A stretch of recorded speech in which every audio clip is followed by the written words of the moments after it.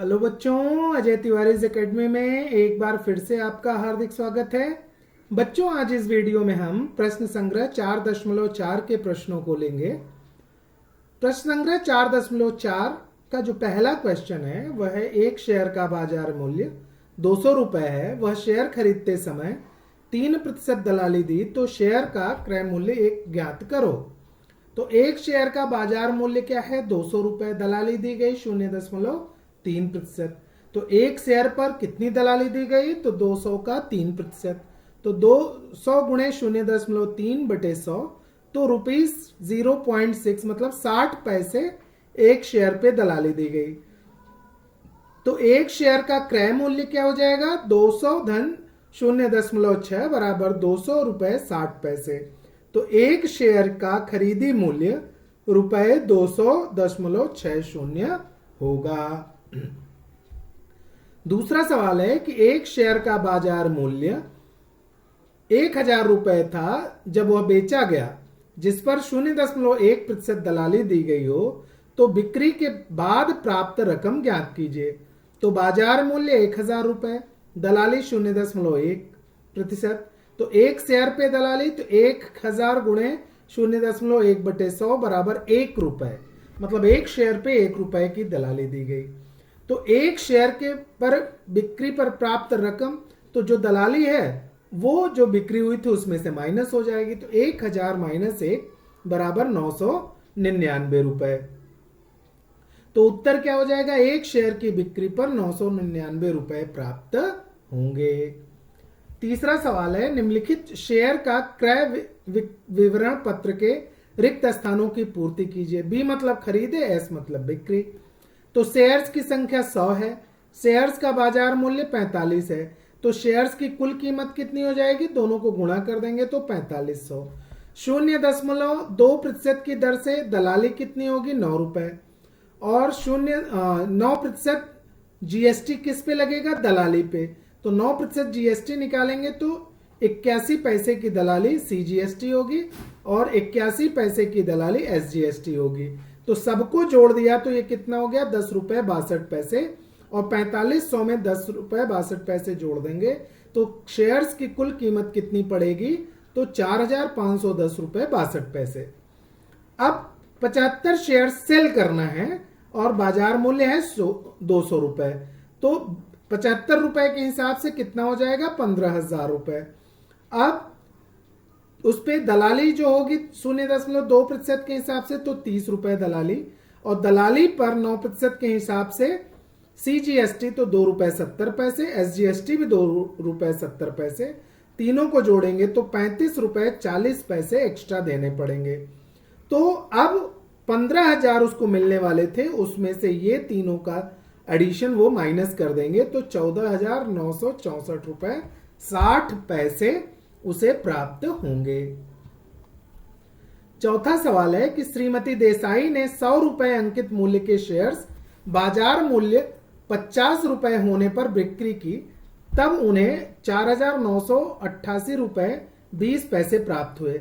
दलाली का दर 2% तथा दलाली पर जीएसटी की दर 18% हो तो उन्होंने कितने शेयर्स की बिक्री की ज्ञात कीजिए। अब अंकित मूल्य कितना है? 100 रुपए, बाजार मूल्य 50 रुपए।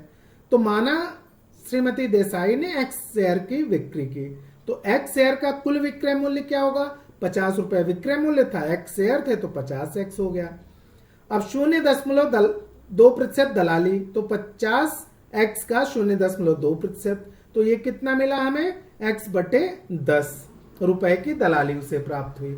अब x बटे 10 रुपए पे 18% जीएसटी लगेगा, तो x बटे 10 का 18%, तो x बटे 10 गुणे 18 बटे 100, तो 18x बटे 1000 रुपए ये जीएसटी देनी पड़ी। अब बिक्री पर प्राप्त रकम बराबर विक्रय मूल्य ऋण दलाली धन जीएसटी। तो बिक्री पर कितना रकम मिला? 4,988 रुपए 20 पैसे। विक्रय मूल्य कितना हमने ज्ञात किया था? 50x माइनस x बटे 10 धन 18x बटे 1000। तो यहां पे इसको हम हल करेंगे तो इनका एलसीएम हो जाएगा 1000 रुपए, इनका एलसीएम हो जाएगा।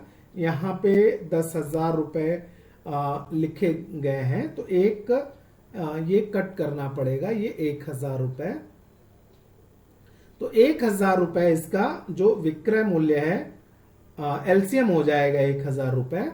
और इसको जब हम ऊपर लेंगे तो ये 100x धन 18x, तो 50x ऋण 118 बटे 1000x, तो इसका एलसीएम कितना हो जाएगा, तो 1000, तो ये 50,000 ऋण 118x बटे 1000। अब यहां पे क्रॉस मल्टीप्लीकेशन हो जाएगा, तो 4,988 रुपए 20 पैसे गुणे 1000, और x के साथ जो गुणा था वो भाग में आ जाएगा, तो 49,882 रुपए। इनको जो है हम क्या करेंगे, कट करेंगे, तो 0.1 और 1000 का उसमें गुणा कर देंगे, तो ये 100 रुपए हो जाएगा, 100 शेयर्स हो जाएंगे।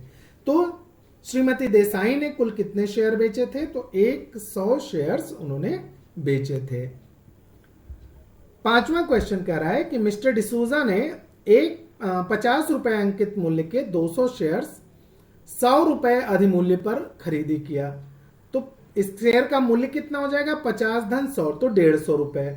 उस पर कंपनी ने 50% लाभ दिया। लाभांश मिलने से पर उनमें से 100 शेयर्स 10 रुपए अवमूल्य बिक्री की तथा शेष शेयर की 75 रुपए अधिमूल्य से बिक्री की। प्रत्येक व्यवहार में 20 रुपए दलाली दी, तो इस व्यवहार में कुल लाभ हुआ या हानि कितने रुपए, ये ज्ञात कीजिए।